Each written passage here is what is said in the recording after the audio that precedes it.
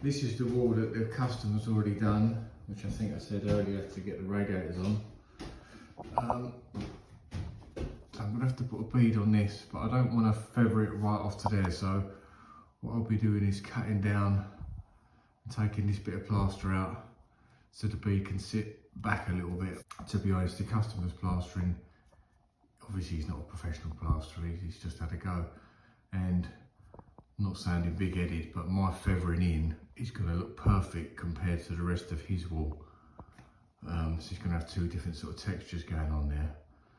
So I don't really want to create that. So if I can just get mine to there, then the rest of it is he's finished, if you know what I mean. So anyway, let's crack on. So the angle bead is just laid against the wall there, and I will, if I can film this properly, sorry, a bit skewy. I'm just going to mark down there with a pencil, just rough line down there, all the way down, which I will finish with my hand free in a minute from this phone, and then I'll just either maybe run a little multi-tool or a little grinder down that and just take off the edge of that plaster that he's put on, sort of about there, and then my bead will sit into this, so I've got a level to skim across then, rather than me just putting a bead on and having to go all the way out to there to potentially lose that return, which doesn't really ever work out well. So that's the first job.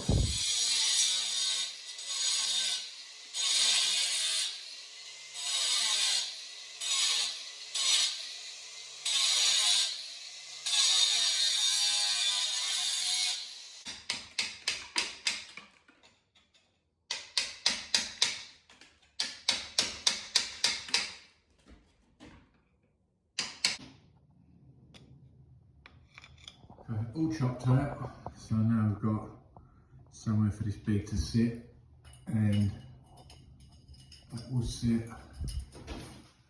into there now, bringing you back to almost flush with that wall.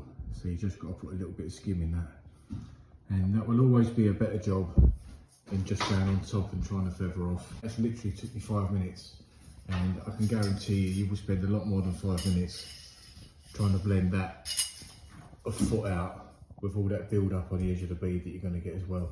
This is the customer's attempts at skimming the wall.